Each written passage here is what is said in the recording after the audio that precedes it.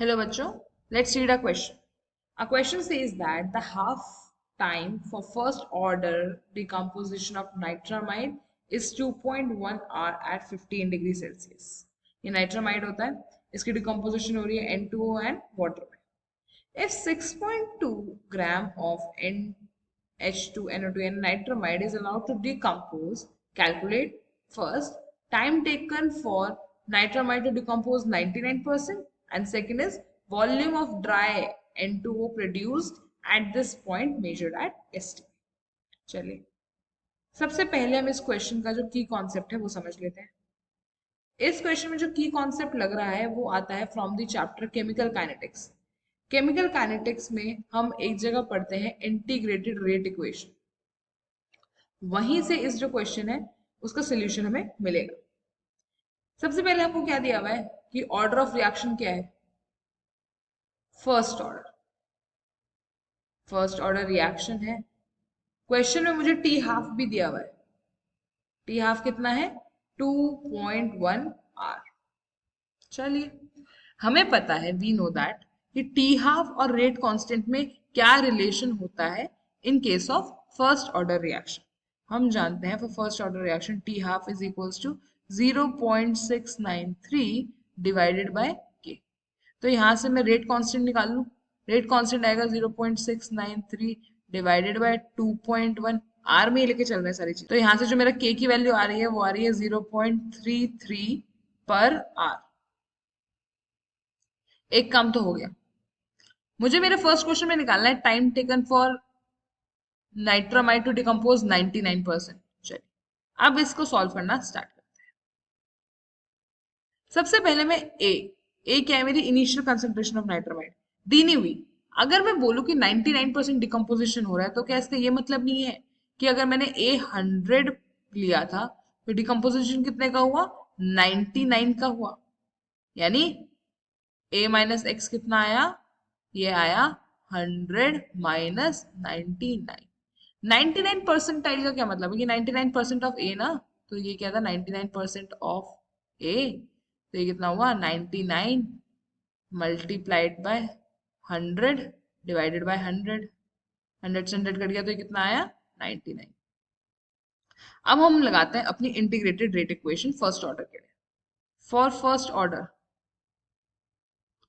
जो मेरी k की इक्वेशन बनती है वो क्या बनती है k is equals to 2.303 divided by t log to the base 10 a divided by a minus x.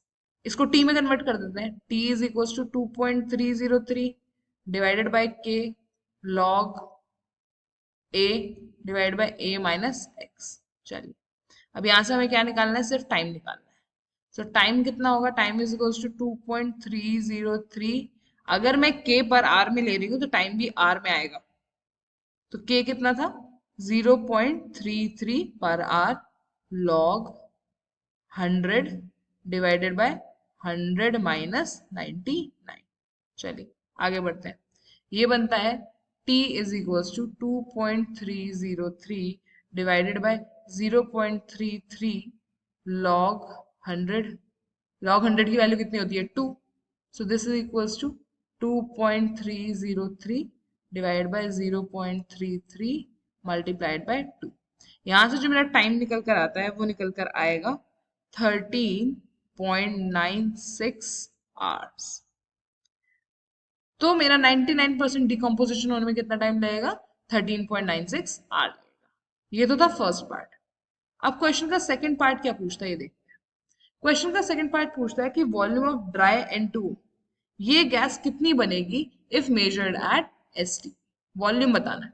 चलिए इसको करने के लिए मैं जरा एक बार इक्वेशन लिख देती हूँ. जो मुझे रिएक्शन दी हुई थी वो क्या थी वो थी NH2NO2. ये था मेरा. ये डिकम्पोज हो रहा है किसमें N2O प्लस वाटर. अब मुझे बताइए कि डिकम्पोजिशन कितना हुआ होगा इसका. इन्होंने बोल रखा है ना कि 99% डिकम्पोजिशन हुआ हुआ है.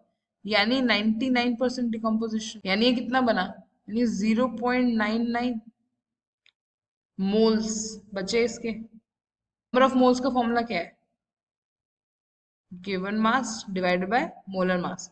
गिवन मास है मेरे पास 6.2 एंड मोलर मास होता है नाइट्रामाइड का 62। सो जो मेरा नंबर ऑफ मोल्स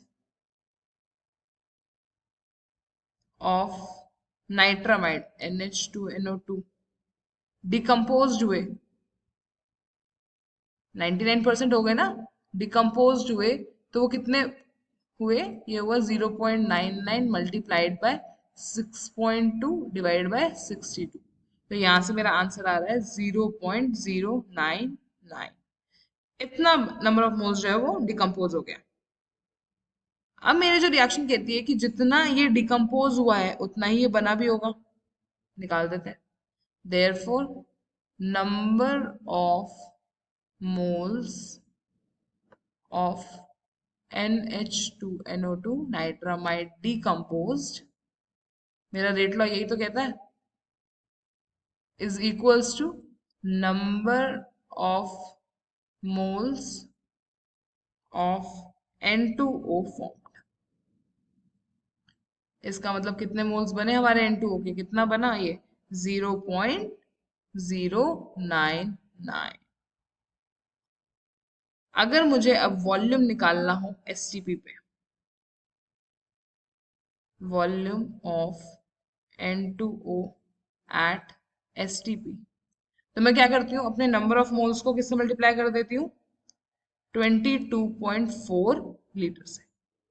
तो ये कितना बनेगा? ये बनेगा 0.099 मल्टीप्लाइड बाय 22.4। तो यहाँ से जो मेरा volume of N2O eight STP आएगा वो कितना आएगा?